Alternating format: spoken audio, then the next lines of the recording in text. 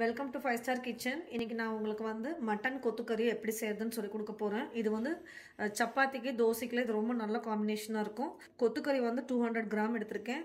இதுக்கு வந்து நான் சின்ன வெங்காயம் போட்டிருக்கேன், ஏன்னா கொஞ்சம் நல்லா டேஸ்டியா இருக்கும். அதுக்காக சின்ன வெங்காயம், தக்காளி, மஞ்சத்தூள், இது வந்து வாசனைக்காக ஒரு பே லீஃப், கொத்தமல்லி பவுடர், மிளகாய்த்தூள், கறி மசாலா தூள், இது மட்டும் நீங்கள் அரைக்கணும். கொஞ்சம் இஞ்சி, பூண்டு, கசகசா, சோம்பு, மிளகு, ஒரு பட்டை, கொஞ்சம் 2 கிராம்பு அந்த மாதிரி அரைச்சிக்கணும். சரி வாங்க நம்ம இப்போ அரைச்சிடலாம்.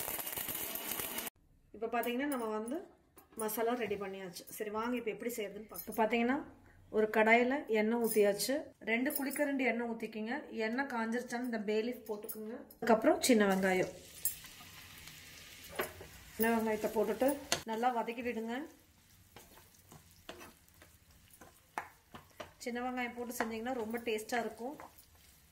வெங்காயம் பார்த்தீங்கன்னா இன்னும் கொஞ்சம் நேரம் வதக்கணும். சின்ன வெங்காயம் நல்லா வதங்கிருச்சுங்க. இப்போ நம்ம தக்காளி போட்டுடலாம். ஸோ தக்காளி வெங்காயம் நல்லா வந்து இதில் வதங்கணும். ஸோ நல்லா வந்து இதை கலக்கி விட்டுருங்க. இந்த ஸ்டேஜில் நீங்கள் அரைச்சி வச்சிருக்கிற மசாலா வந்து மிக்ஸ் பண்ணிடுங்க இதில். இப்போ நீங்கள் அந்த உங்களோட மட்டன் கொத்துக்கறி எடுத்து போட்டுருங்க. போட்டுட்டு மஞ்சத்தூள் கொஞ்சம் போட்டுக்கோங்க.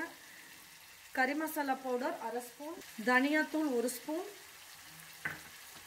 தனி மிளகாத்தூள் 1 ஸ்பூன், உப்பு தேவையான அளவு. இதை போட்டுட்டு நல்லா கலக்கி விட்டுருங்க. பார்த்தீங்கன்னா நீங்கள் மிக்சியில் வந்து அரைச்சி வச்சுருக்கீங்க இல்லையா, அதிலே கொஞ்சம் தண்ணி ஊற்றி மிக்ஸ் பண்ணி விட்டுருங்க. ஸோ இதை நல்லா மிக்ஸ் பண்ணி விட்டுட்டு ஒரு 20 மினிட்ஸ் மீடியம் ஃப்ளேமில் அப்படியே வச்சுருங்க. நல்லா உங்களுக்கு வந்து மட்டன் வந்து நல்லா அப்படியே வெந்து எண்ணெய்லாம் மேலே அப்படியே தெரிஞ்சு வந்திருக்கும். அப்போ உங்களுடைய கீமா ரெடி. இதை நம்ம க்ளோஸ் பண்ணிவிட்டு அடுப்பு சிம் பண்ணிடுங்க. ஒரு 20 மினிட்ஸ் வந்து மீடியம் ஃப்ளேமில் அப்படியே வச்சுருங்க. நல்லா மட்டன் வந்து நல்லா வெந்து அந்த எண்ணெய் வந்து மேலே அப்படியே திரிஞ்சு வந்திருக்கும். அப்போ நம்ம ஆஃப் பண்ணிடலாம். இப்போ 20 மினிட்ஸ் ஆயிடுச்சுங்க. நம்ம ஓப்பன் பண்ணி பார்க்கலாம். இங்கே பாருங்கள், மட்டன் தொக்கு சூப்பராக வந்திருக்கு பாருங்கள்.